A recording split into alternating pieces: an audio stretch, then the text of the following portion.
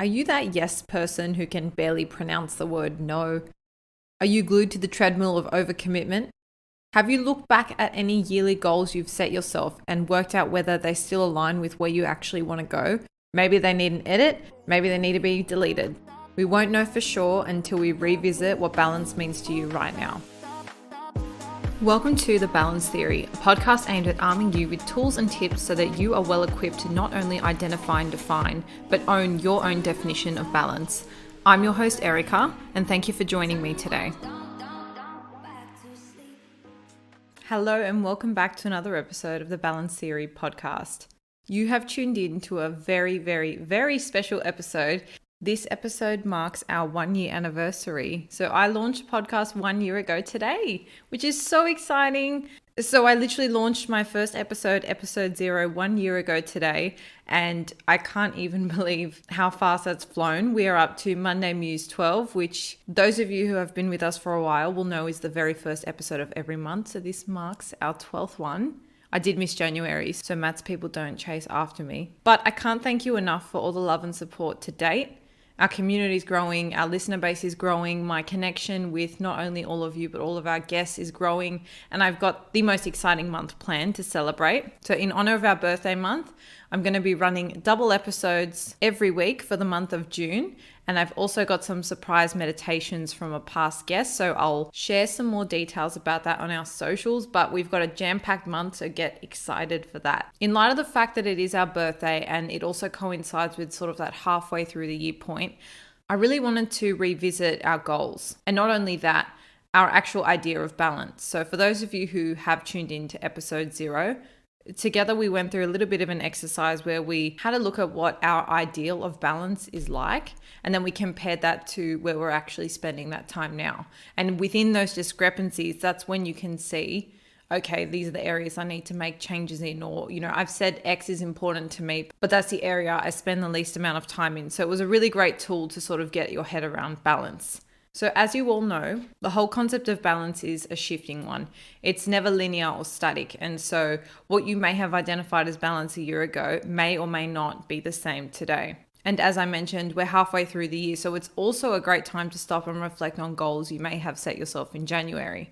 So I think the turn of the year, we always rush to set ourselves some new goals. But how much do you go back and check in with them throughout the year? Are the things you set for yourself even still what you want right now? Maybe you can cross some of the things that you originally set yourself off. Either way, we need to make sure that we're still in alignment with what we set out to achieve, or it might be a question of editing or completely rewriting them if necessary. One thing I've learned with our goals is that being flexible here does absolute wonders. And that goes for both if you haven't achieved the goal or if your goalpost has changed. And I feel this is truly where we can find balance. Because how many times have you set yourself a goal and then not achieved it and felt terrible about it, you felt bad, and then that really throws you off your horse more than keep you on track? So I think being open to the possibility of change, acknowledging that these things are in a state of flux and the ebbs and flows of life are going to come with a life experience, then I think you'll feel more comfortable reassessing your goals or keeping in touch with them on an ongoing basis as you go throughout the year. Also, side note, this is a great way to keep yourself on track. I know in years past, I've set goals and then just forgotten about them. And whilst, writing them down has its proven benefits to you actually seeing that through, I do think this is an added layer we can do to not only reinforce and make sure they happen, but also just check in with yourself and make sure that it's actually what you still want. So our starting place is, forget the goals for a minute. What does balance mean to you right now?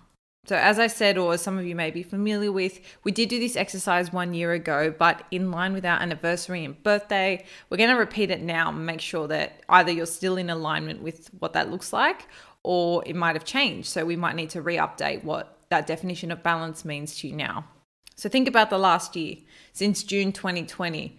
I know the world in its entirety was in a completely different state, but where you were is going to be highly dependent on your circumstances.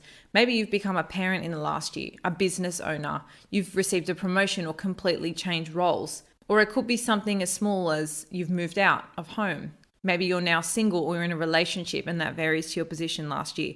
Whatever it is, you're obviously not in exactly the same place. So let's revisit our 3 areas of balance. We've got our health, our relationships, and our areas of fulfillment. So if we just take a minute, and feel free to pause this if you do need a bit more time, I want you to rate out of 10. So we've got a total of 30, but rate each area out of 10 in terms of how important they are to you. So your health, including your physical and mental, how important is that to you? Your relationships, which encompass all of your family, love life, friendships, and any other relationships, how important are they to you out of 10? And don't feel weird or bad if you're putting them all as 10 out of 10. That's totally fine. And lucky last is your fulfillment category. So this would include your hobbies, your career or business, job, studies, passion, anything you do that you categorize as work or fulfilling. How important is that to you out of 10? Now let's have a look at how much time you're actually spending in each. So we need to look at this from a little bit of a bird's eye point of view. So consider your week end to end, from Monday through to Sunday. We want to have a look at or consider how you're actually spending your time across the 3 areas of balance. So I'm going to tweak this a little bit from the original exercise that we undertook, because as time goes on, you refine things. And so I've thought of a little bit of a better way to go through it. So previously we went through each category and gave it a score out of 10. But in hindsight, if you work a 9-to-5 job already, you spend the majority of time at work. So what I want to do is reframe that a little bit and say, okay, out of 10 for your fulfillment area. So that's not necessarily just your job. Maybe it could be like hobbies included or studies, anything like that. We can look at that one and go, okay, how much time are we spending in that out of 10 throughout our week? So if you're a 9-to-5 office worker, as I mentioned, or a teacher or anything like that, it's probably going to be quite high up there as a 10, big part of your week. But then if we look at all the spare time you've got left over outside of that category, what I want you to do is, rather than say, oh, well, I only spend 3 out of 10 on my health because it only makes up for 4 or 5 hours of your week, I want you to say, out of that spare time, am I giving 10 out of 10 effort to my health? Am I giving 10 out of 10 effort to my relationships? Because realistically, if you work, let's say, a minimum 38-hour week, you wouldn't spend 38 hours in the gym if you could. Why? No, I certainly wouldn't. So let's first think about your fulfillment area. I feel like that's the quickest one to knock off. So if you have a full-time job, you're probably sitting in the 8+ out of 10 area. If you work part-time, but then perhaps you've got some hobbies or other responsibilities on the side that you classify as fulfillment, you can still probably fall higher in that category somehow as well. I think majority of us will be sitting up here for this one, because even if you're one of those lucky people who don't have to work and travel full time, well, not at the moment, but just sort of lady of leisure vibes, it still forms part of your fulfillment. So you're probably still scoring quite high up. Will probably still form the chunk of your week. Now onto your health. Outside of your fulfillment hours during the week, are you giving 10 out of 10 effort to your health? So again, what does that look like to you? Let's start with an example. So for me, that would mean I meditate at least 10 minutes a day and spend about an hour physically exercising. So provided I do those things every single day, to me, that's 10 out of 10 in my health. If I feel like I would want to up those in any way, then maybe I'll be sitting at like a 6 to 8. If I'm not doing that at all and I want to be doing it, then probably 5 and under. So just have a think about where you sit with respect to your health. And lastly would be your relationship. So again, of the spare time you've got, how much effort are you putting into your relationship categories? Is it a 10 out of 10 effort? Are you seeing all of your loved ones over the span of a week or two? When you see them, is it quality time or is it rushed and not really considered? Are you seeing people out of obligation or out of want? All these sorts of things will come under the umbrella when we're looking at whether we're giving 10 out of 10 effort to our relationships. A quick consideration for this one too is if you've got a partner and you live with them, are you actually spending quality time, or do you count the nights when you just happen to be at home at the same time as time spent together? Because for me, I make a conscious effort to spend quality time. It's not necessarily just being in each other's presence, but it's actually setting aside a time and doing meaningful things together. And this is not to make you feel guilty for spending so much of your time at work, because obviously that's what the majority of us have to do, especially if you live in a major city. However, I think the point of difference is when we look at our spare time, it's, are we wasting it? Are we spending it with people or doing things that don't fill us up, that don't make us happy, and therefore taking away from ourselves? This is just more to highlight if your priorities have shifted in the last year, or if you originally identified that family is something you want to be spending more time with, but you haven't actually made any changes to make that practical. So it's just to give you a little bit of a feel for what balance means to you. So if you're not currently too satisfied with the way you're utilizing your spare time, maybe you wish it looked a little more like an 8 out of 10 in your friendships and your relationships, or maybe you are hoping to spend a little bit more time on your physical health. Whatever it looks like to you, just get a rough idea of what your ideal sense of balance would mean. So whether that means more or less time in any of the categories, and just make a mental note of how that looks different to how you're currently spending your time. So now's the point when we can revisit those goals that we may have set for ourselves, either at the start of the year or ongoingly, whenever you kind of feel like you need to do that. Are these in alignment with your ideal of balance? So I'll give you an example. If your ideal of balance is spending most of your weekend with your family, but then you've got a business goal to get more clients or to expand the business, is this goal going to really lend itself to your ideal of balance? So for example, if you're finding that you're overworking, but you still want to be spending more time with your family, should your goal be edited? Maybe you need to hire someone or delegate a little bit more or upskill your staff. Expand the business in another way, perhaps. It's not always going to be as clear-cut as that, but it's about acknowledging where we can take small steps towards aligning what we want for ourselves with our ideal of balance. And of course, you can't do that until you work out what that ideal really is. And of course, if you haven't entirely achieved your goal, we don't want to harp on about that either or make ourselves feel guilty, because some things just need time. Something like the example I just gave, if it is a small business, you're obviously going to need a lot of your energy and time into it initially, but having that ideal of balance in mind will help you steer the goals and decisions you make along the way to get you there. I think the best way to look at your goals, I suppose, is, are you any closer to your goal than what you were when you set it? And if you are, then you should be absolutely stoked, because you're making that progress. And sometimes it's the small steps. And often I feel it is the small steps that add up. It's not always a monumental overnight shift. So be patient, and provided your goals have the end game to align you with your ideal of balance, then just trust that you're on the journey, you're in the process, and you just need to be patient.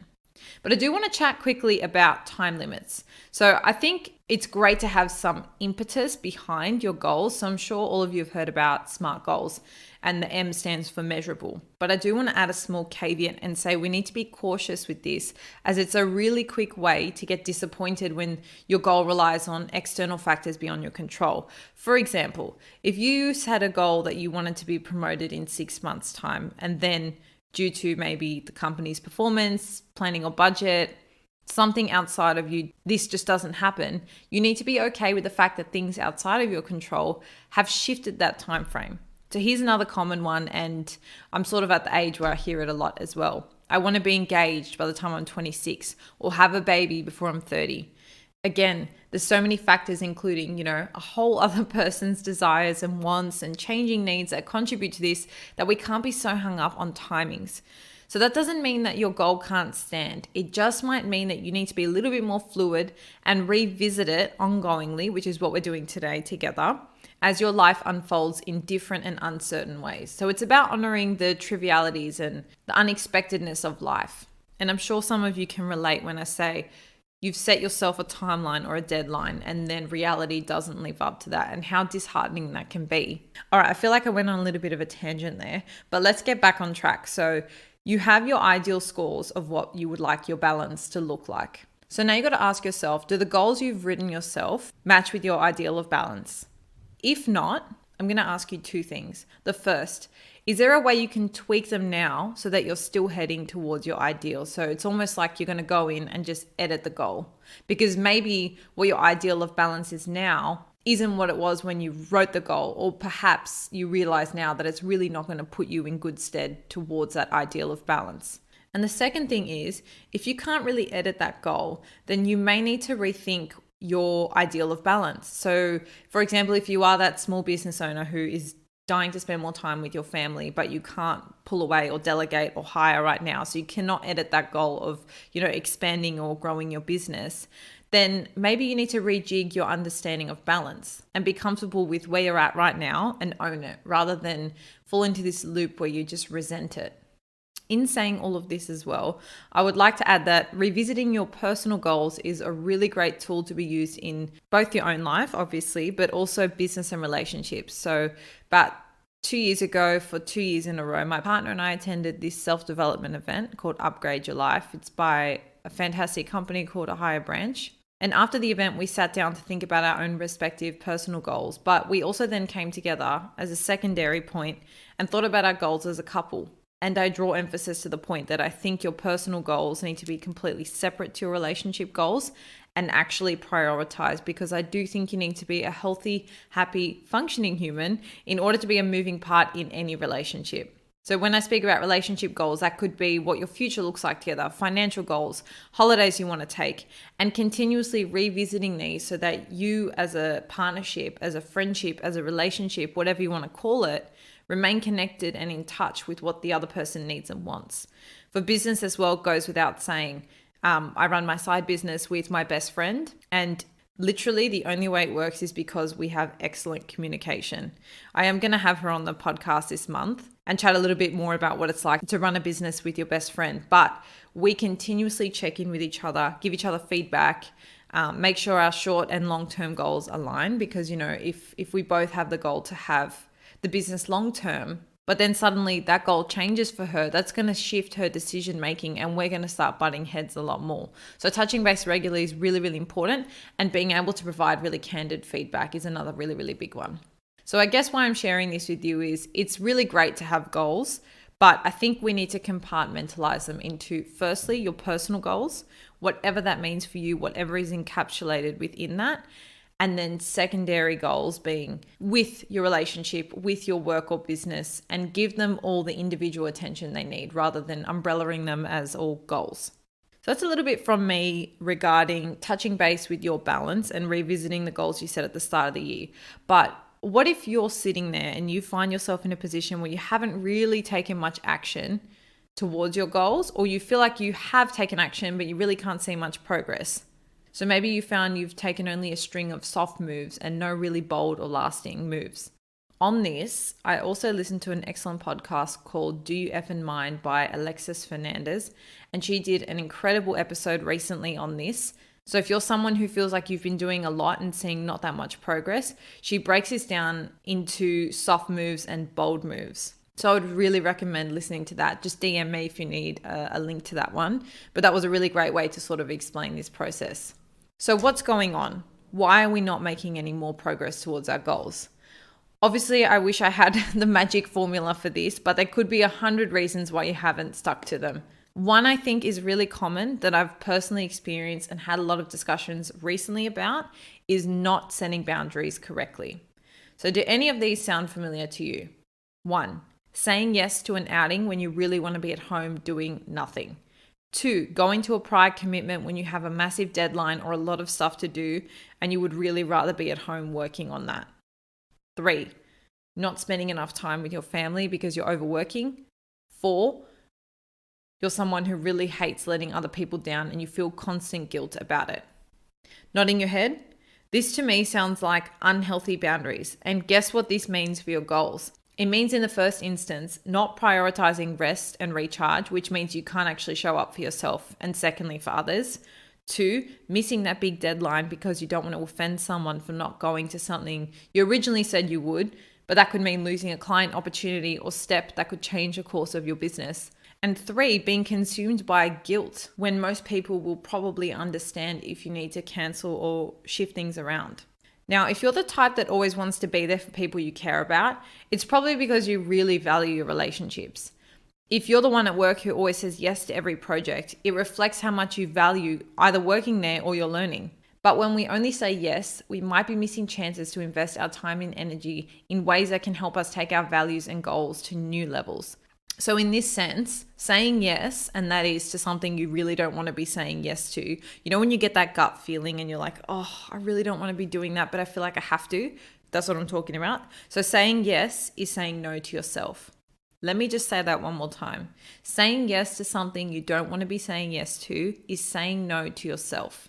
Trust me, I know that's so much easier said than done, that we'll always say yes to ourselves no matter what, which is why I wanted to share my thoughts on why we actually find it hard to stick to our boundaries and tips on how we can seriously rethink them in an attempt to make them the first priority most of the time. So I say that because in every situation, things will be different and they may not always be able to be prioritized. Like obviously life throws some fun and not so fun spanners at us, but we're talking about the majority of the time, upholding those boundaries and staying true and aligned with our values. So if you're someone who's tried setting boundaries before, maybe it's worked for a little bit, maybe you haven't really been able to kick it off, these are some of the reasons why you might find them hard to stick to or even set in the first place. Number one, the good old FOMO. The thought of missing any kind of opportunity will catapult you into a sea of overcommitment and a constant quest for experience. So in its basic essence, FOMO really just reflects a desire for excitement, connection, and adventure. And on the positive side, this can actually be a great way to help you learn and engage in different ways. But operating in the extreme is where we see ourselves being driven into constant chaos, little time to be, more selective and intentional in your activities, and how they can relate to your long-term goals, because you're sort of just diving at every opportunity there is for fear of missing out, of course. Another reason you may have found it difficult to either set or stick to your goals is you're a perfectionist, one I wholeheartedly relate to. So this is the kind of person that would rather feel pressure and stress over letting someone else down. Admittedly, you believe that saying no might be a sign of weakness, but on the positive, your consciousness serves you really well. It helps you stay focused and striving for excellence. However, my perfectionist people, when we take it too far, we can become really over-obsessed with performance. And also, I think tied in this is a little bit of a sensitivity to feedback. Also tied up in these are our people pleasers and this constant impulsivity to kind of redeem or prove yourself. This is one I have definitely felt in my life, and it makes it really, really hard to commit or stick to your boundaries if your priority is kind of proving yourself or pleasing others. Think about it. It just doesn't make sense. The two don't marry. Another reason may be social conditioning. So think of anything from cultural, religious, or even just the way you were brought up. Any of those sort of expectations may tie into why it's difficult for you to set boundaries. And the last example I'm going to share is a lack of focus or being out of touch with your goals. So when you really don't have much direction, it's going to be hard to set or create boundaries that honor that path. So that might be why you found it difficult to either set or stick to them. But what are boundaries? So because they're actually drawn from your core beliefs, your perspective, opinions, values, etc., they're really, really personal. So rather than telling you what they are, I'm going to share my thoughts with you on what they're not. And this is important to understand before we dive into a conversation about how we can actually stick to them. So boundaries are not something that makes you unhappy. They're not about right and wrong, and they're not set in stone and can change over time. And this is probably one of my favorite points of today's episode. So like balance, that is a shifting and fluid concept, so too are your boundaries. They're ever changing. They depend on your goals, your ideal of balance, your relationships, mental state, all these things. So if you found you've had quite a dramatic change in the last year, or even 2 or 5, whatever, if you've just become a parent, you'll see that you may need to create stricter boundaries when it comes to your social life. Or if you've just started a diet, it means you will need to be stricter in terms of going out, etc. So honor the fact that they can change, and something you may have considered a boundary before may no longer be a boundary. So how do we actually set them? So this is the first of 2 steps. And the good news is we've sort of already done this. We need to define what's important to us, because you can't protect or honor something if you don't know what that is. So when I think of a boundary, I think of like a transparent kind of circle around me that, like, you know, that emoji where the person's got like 2 fists in front of them, like saying no.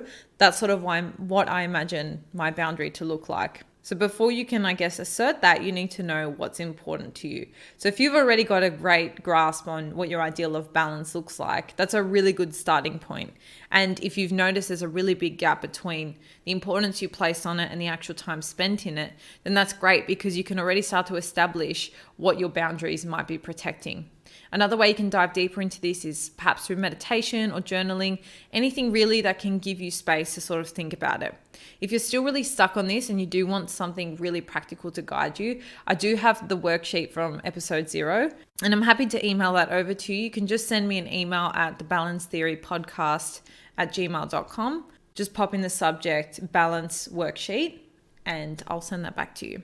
But a little quick note to self before we move on to step 2 is you'll find it will be really useful to repeat this exercise over and over, especially as your life and priorities change. And what we're doing today is working out what the balance and boundaries mean to you right now. So just bear that in mind. It is a shifting concept. So again, when you think about these things a little bit deeper, you get a better idea for the things you may need to prioritize or things you might need to pull back on or say no to. Or maybe it's something or someone you need to cease giving your time and energy to. Once you kind of categorize your values, or I guess areas of importance across your own balance, then you can work about setting your boundaries to protect each of those. And just quickly as well, there are a lot of different types of boundaries you can create. So some of them require no explanation to others, and I love these. Like, you literally do not need to explain yourself. They are just boundaries you create within yourself. This is stuff like, I don't go to bed past 10 p.m. I don't work once I get home, or I don't start my day without gratitude and journaling. They may not seem like it, but these are actually boundaries you create with yourself. They're commitments that you choose not to break because they protect your interests, values, and wellness, as well as the path and journey that you're on. The other type of boundaries you might create outside of you, say in your relationships, and that can have to do with anything ranging from privacy to intimacy, socializing, friendships, etc. So now the crucial second step. It's all well and good to know what your boundaries are, what they look like, what they're protecting, but how are you going to practice and assert them? When push comes to shove, are you going to honor them? I'm going to share 2 tips for these, and these are 2 that I've actually had to recently exercise myself. The first one, and nothing new and exciting, you've probably heard this many times, but it's the practice of saying no. Of course, another one, easier said than done, but saying no does become easier with practice. And I'll add as well, saying no does not mean that you're being rude either, which I think many of us default to when we talk ourselves into saying yes. And so some of you, like me, will need to butter up or sprinkle the word no and use some one-liners that make it a little bit easier to break or softer. And so we don't feel like we're sort of letting other people down. So I'm just going to throw out a couple that I can think of the top of my head. Feel free to write them down or take them and try and come up with your own, so that when you're in common situations, maybe you feel like your friends always ask you out and you don't want to go, or work is always asking you to work on the weekends and you just don't want to do it, or you can't do it. Anything that happens regularly, try and come up with the default response so you're not stuck in this situation where you're just pressured to say yes. So what about some of these? That sounds like a great opportunity and I want to help. Is it okay if I give it some time to think about it? So that one's giving you a little bit of space to think before you dive in and say yes. Another one, I would love to help, but I currently have a lot on my plate and I just won't be able to give this the time it deserves. Or even something super simple as, can you approach me again on this in a few weeks? And I love that one because you may actually have the capacity to assist or work on that thing or attend that place in a few weeks' time. Remember, boundaries are shifting. The only thing I would say with all of these is if you find yourself in a repetitive cycle, so someone keeps asking you over and over, obviously these ambiguous answers are not definitively saying yes or no. I think only one of them was really an outright no. So I think if you're in that situation, you have to be a little bit more assertive. You might want to use the one where it was like, I just won't be able to do this or give it the time it deserves, but thanks for asking me type thing. So that's my first one, practice saying no. And the second one's really similar, but it's practice describing your boundaries. So on this note, I just wanted to share some research I came across in my own reading by Marsha Linehan, and she's an American psychologist who founded this therapy called dialectical behavioral therapy. Very simply, it's a type of psychotherapy that combines behavioral science with concepts like acceptance and mindfulness. But within this body of research, and what really intrigued me, is that she created a set of skills all about interpersonal effectiveness. And the one that's most relevant to our discussion is the FAST acronym, which deals with self-respect effectiveness. So it's really good in this situation for setting or sticking to boundaries. Also a good reminder to us all that sticking a boundary is actually a form of self-respect. So in the FAST acronym, F stands for fair. Be fair to yourself and to the other party to avoid resentment. A is for apologize. Apologize less. Take responsibility only when it's appropriate. S is for stick. Stick to your values and do not compromise your integrity to gain an outcome. And T is truthful. Be truthful and avoid exaggerating or acting helpless to manipulate others. So the thing I love about this is I think it does strike a really nice balance between asserting and asking for what you want without compromising your respect for the other person. So let's put these into practice so you can understand, I guess, how they actually operate. So in an example where a friend asks you to come over and help them with stuff for their business, and you're really tired and you truthfully don't have the time, but you also don't want to disappoint them, not sticking to your boundary and not using the FAST acronym properly would probably read something like, I'm really tired, but I'd love to help. I guess I can go to bed a bit later to fit it in. Let's do it. And you end up agreeing to go, getting to bed late, which has crossed one of your personal boundaries. And you probably end up apologizing at some point for being tired or feeling like you shouldn't be tired. Whereas if you use the FAST acronym, it would read something like this. So in the F for fair, I appreciate you reaching out and asking me. A for apologize or not apologize, it would just be, I'm really exhausted at the moment. S, sticking to your values. I really value a proper night's sleep. T, truthful. I would love to help you out another time though. So it would read, I really appreciate you reaching out and asking me. I'm just really exhausted at the moment and I really value a proper night's sleep. I would love to help you out another time though. Honestly, if someone doesn't take well to that, they legit have no respect for you. Think about if any of your friends or family said that to you. How would you respond?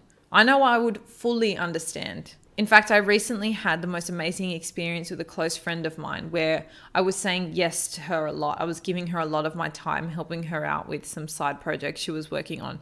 And it became just super overwhelming. Like I literally don't even have the time to put that into my own things, but I really wanted to help her and I knew I had to put my foot down. I think the turning point for me came where I could feel myself starting to avoid her, which was really strange. It wasn't until I thought about my boundaries that I realized it was because I hadn't said it properly. And I've since learned about the people-pleasing sequence. So it's where a low boundary leads to a breach of that boundary, which leads to resentment, which leads to avoidance.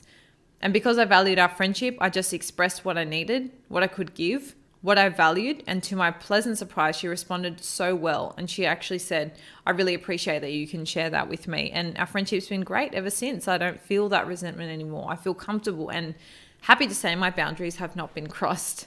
And to be honest, if she had acted adversely, I would have just realized that maybe this is a friendship I can no longer nurture, because you really only want people who are on your team anyway. You change in life, and so people need to be understanding and working with you in accordance with that change. I think understanding this about myself really helped me considering other people's schedules and responses to invitations or declines, shall we say. You literally can never take it personally. They might actually want to come, but because their values are more important than your invitation, they have to politely decline. And if we just circle back quickly, I just had another thought that boundaries actually give others a manual on how you expect to be treated and what behavior you're going to allow to be part of your life. So if you don't set these, people won't know how to act around you and you may be left feeling disrespected.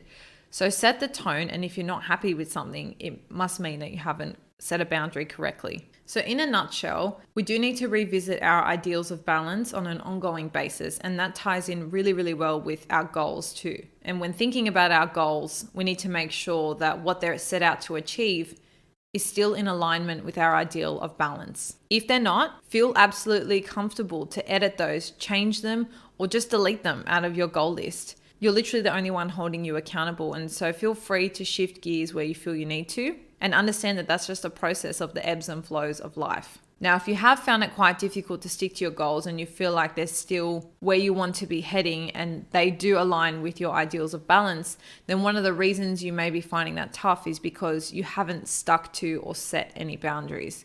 So have a little think about if you can set any boundaries to amplify any of your areas of balance or any goals. Imagine you can kind of safeguard their probability of occurring, or small steps that you can take. If you can protect those and make sure they happen, then that's when a boundary needs to come in. Be wary of the limitations with boundaries, but also acknowledge their benefits, because I know firsthand how hard it is to stick to it when you really do want to be helping someone, but it just becomes a priority determination. You know, like if you don't reinvest that time into re-energizing yourself or relaxing, then you may never fully be able to say yes to things moving forward. So thank you so much, guys, for tuning in. That is my Monday Muse 12 and birthday episode. I'm so excited that we're still here doing this, that we're growing, and for all the love and support to date. As I mentioned during the episode, if you do want a copy of that PDF, just feel free to email me. I'll re-put the email in the show notes below so you don't have to rewind or scroll back to listen. And if you do want to share the birthday love, share the anniversary love, head over to Apple Podcasts, leave your thoughts on either today's episode or any of the episodes we've had across the whole year, as it would really help us reach more balances and continue to grow this amazing community. Get really excited for the month ahead. I've got 3 incredible guests on, plus another 3 who form part of my personal circle. All 3 of them I've been dying to interview, and I thought there is no better time to do this than my birthday month. So I'm really excited to be bringing you that, and I will also be launching a couple meditations, sprinkling them throughout the month for your use, and you can save them and go back to them whenever you like. Another great time to shoot me feedback, requests, or anything else you want to share, either through email or Instagram. And I hope you have an amazing rest of your week. Stay balanced, and I'll see you next week for a whole nother episode. See you guys.